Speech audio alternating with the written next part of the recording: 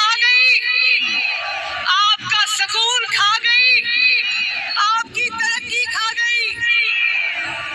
और तीसरी मुबारक फतेह जंग वालों, आपको खादिमे पाकिस्तान मोहम्मद शहबाज शरीफ जैसा दिन रात काम करने वाला वजीर आजम मुबारक हो।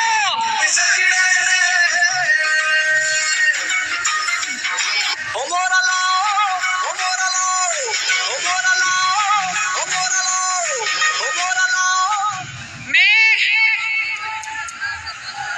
अपने मेजबान मेरा भाई मलिक सुहेल लाल खान,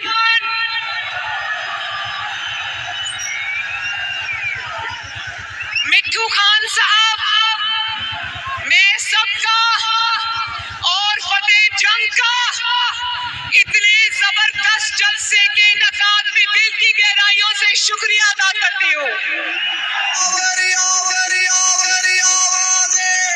मलिक सुहेल लाल खान मरहूम लाल खान साहब का बेटा है, जिसने नवाज शरीफ से अपनी वफादारी निभाई।